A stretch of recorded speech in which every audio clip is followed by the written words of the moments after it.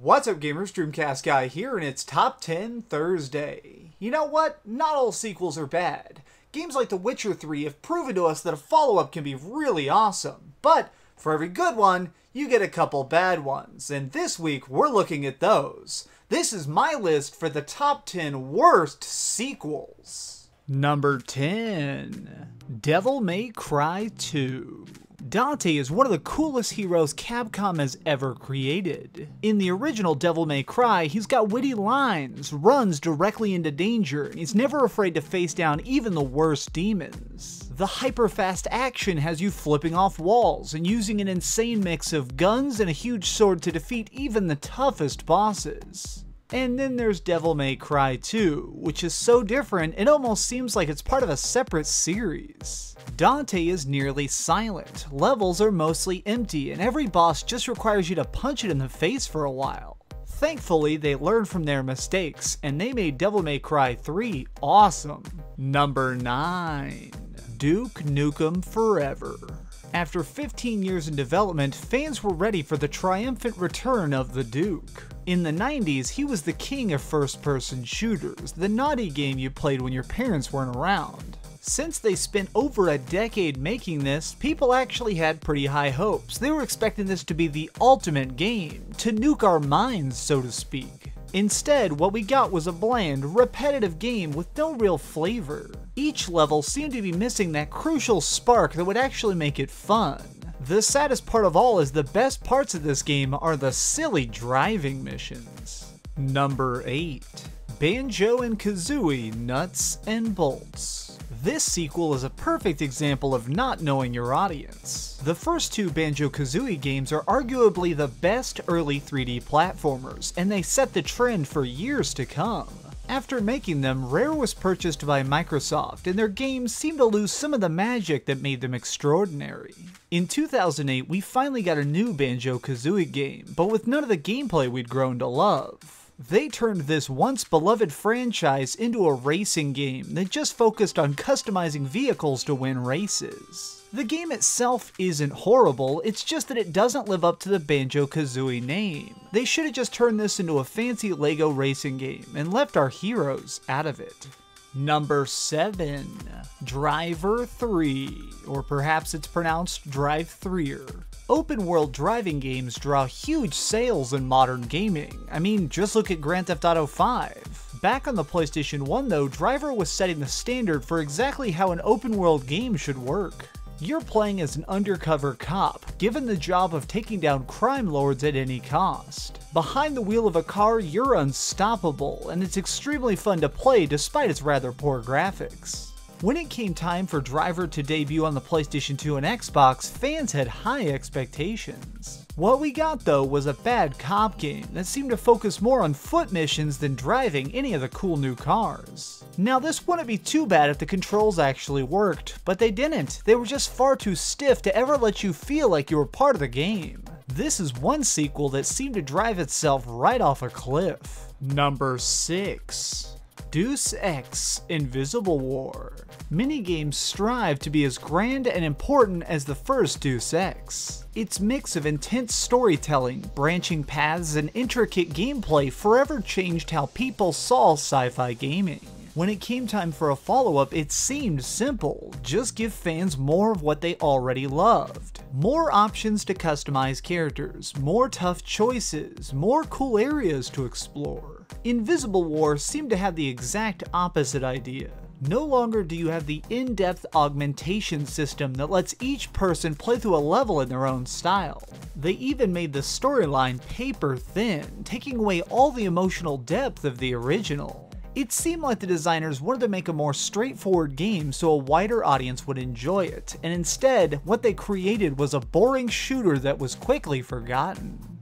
Number 5. Star Wars The Force Unleashed 2.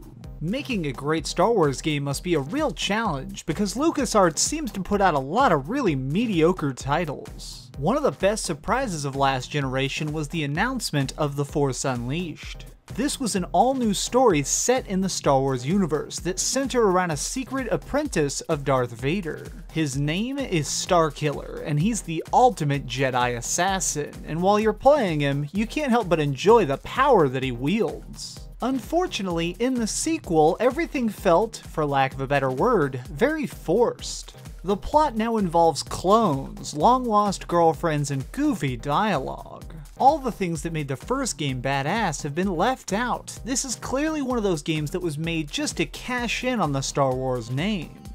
Number 4. Gears of War Judgment. Of all the entries on the list, this one crushed me the most. I'm a huge Gears of War fan. The trilogy that started it all had a clear-cut goal: stop the Locust and save the last of humanity from going extinct. Each of our heroes has a very personal stake in winning the war, and they're willing to die if it means that families can live in peace. For Gears of War Judgment though, they wanted to take it into the past and do a really bad origin story. What's most aggravating to a lot of the hardcore fans is how much of the key features were removed from this game. The Horde mode that lets you build up and defend a base against waves and waves of enemies had been broken down to just a tiny minigame. The action reload system, one of the most unique systems in the entire series, was removed from multiplayer entirely. If I had to guess, it seemed like they were trying to trim this game down and make it into a Call of Duty clone, and what they ended up with was half a game. Number 3. Zelda 2: The Adventure of Link. This may be shocking, but yes, there is a bad Legend of Zelda title. This might not even look like the Zelda you know and love. Although this is a direct sequel to the original game, it's radically different. In this game, you wander around a 2D world, talking to villagers, finding clues, and trying to navigate through the world. Attacking enemies will actually level Link up, giving him more attack and more health. No longer can you survive the trials of this land with just your wits and reaction time. Now it's about repeating these random battles. This game came out in the late 80s, so gamers weren't able to warn each other how bad it was, so it had very high sales but very unhappy customers.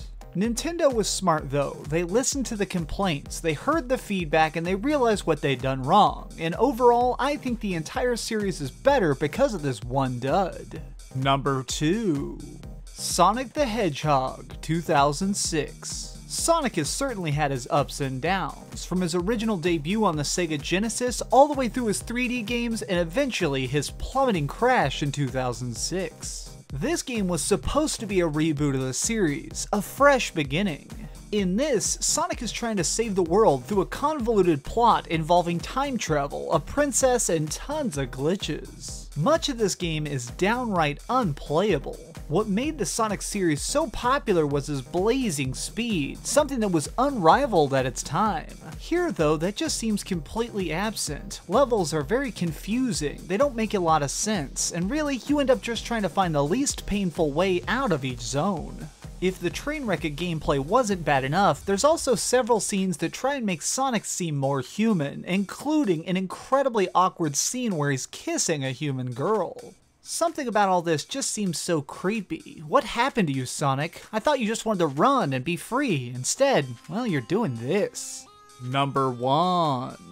Resident Evil 6. Horror games have changed a lot over the years, but no series has come further than Resident Evil. From its humble beginnings of blocky graphics and fixed camera angles, it later on exploded into a series with a more shooter-focused gameplay. Much of the fear has been lost, but people seem to enjoy the new controls, so Capcom stuck with it.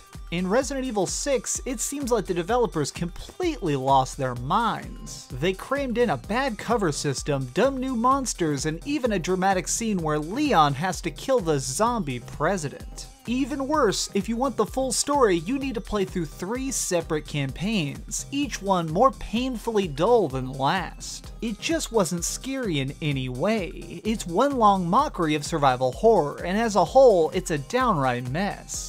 This game was so bad, people were saying the entire series should just die. And because of that, it wins my award as the absolute worst sequel.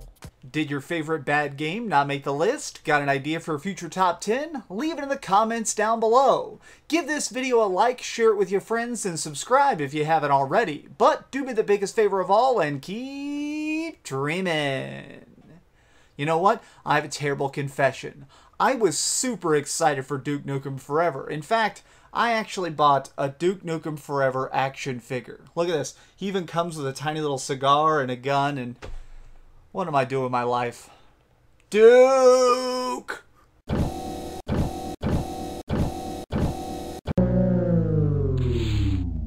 Thanks so much for watching. If you liked this video, maybe check out my last video. Please subscribe, and if you want, share this somewhere with your friends.